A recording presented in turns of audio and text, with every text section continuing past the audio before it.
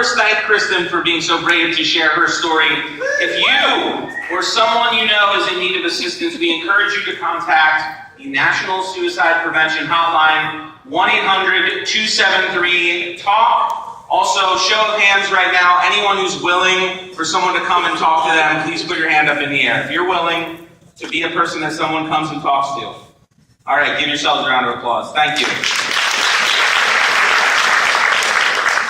Our next speaker hails from Allentown, Pennsylvania, earned his doctorate from Penn State University, and currently serves as the Director of Upper Campus Housing at California University of Pennsylvania. In addition, he's a managing partner with Student Life Consultants and founder of StudentLifeGuru.com. He's been happily married for 17 years with 3 children, is an avid cyclist averaging over 1,500 miles per year, and is a proud member of the Sons of the American Revolution, an organization for individuals with family members that served in the Revolutionary War. Here to share the valuable lessons from a historical voyage that apply to our field, please welcome to the stage Dr. Scott Helfrich.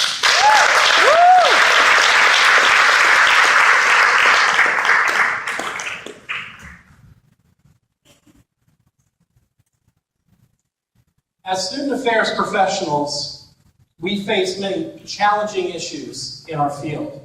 And it's my contention that sometimes you need to look backward and able to move forward. And history is something that we can look at in order to find some lessons for the future.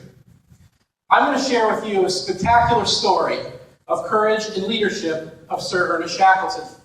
Sir Ernest Shackleton was an Irish-born explorer who, in the early 1900s, decided to go to the South Pole. Unfortunately, he failed to do that on a couple occasions. So what he decided to do instead was to actually cross Antarctica.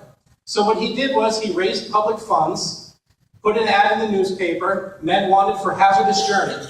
Small wages, bitter cold, long months of complete darkness, constant danger, safe return, doubtful, honor and recognition in case of success. Thousands of men applied, and he had hired 27 of them. They left from South Georgia Island in December of 1914 in the ship Endurance. After some time, what happened was the ship got stuck in what is called pack ice. Eventually what happened is the pack ice started to crush the ship slowly, and after a certain amount of time, it actually crushed the ship completely and it sank into the ocean below.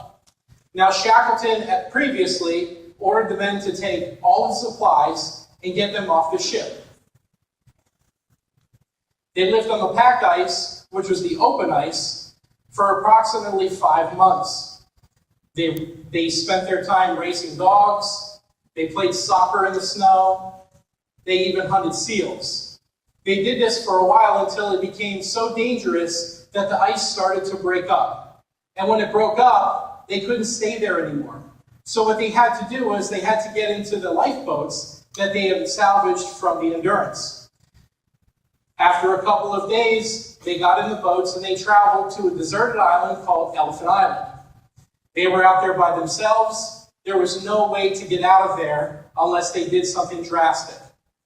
So Shackleton decided to take one of the boats. He had one of his carpenters retrofit it so they could travel through some of the most dangerous waters in the planet. And they traveled over 800 miles. Now imagine that. That is like traveling from Indianapolis all the way to New York City. When they finally got to South Georgia Island, unfortunately, they ended up on the opposite side of the whaling station of where they needed to be. In between was a vast mountain range. So what did Shackleton do? He and his men trekked over 36 hours to get over there to get to the whaling station.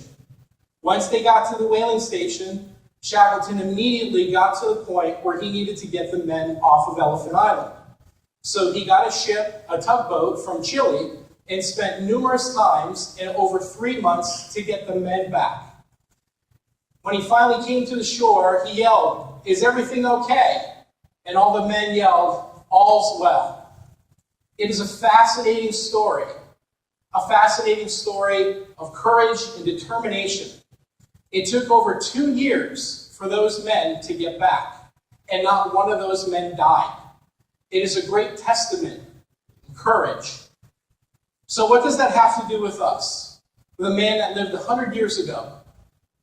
We have many complex issues in our field, but for going forward, we can never give up. That was something that Shackleton never did. He never gave up. When thinking about problems, there's something that's called stinking thinking. And basically what that is that we can tell ourselves negative thoughts, which are counterproductive. And it doesn't help us. It doesn't help us to get to where we need to be.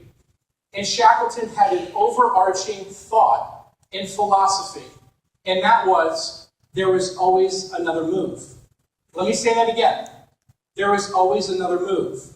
It might not be the best move, it might not be the best option, but it's always moving forward. So let me give you a personal example.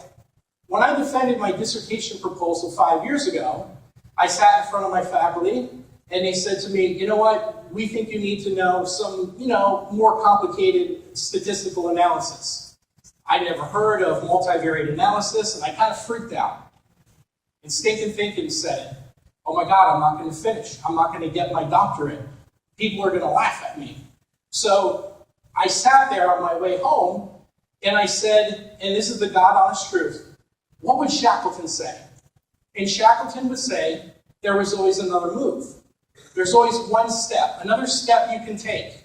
I work at a university, so I hooked up with a professor, sat in on an advanced stats class, and eventually I finished my degree.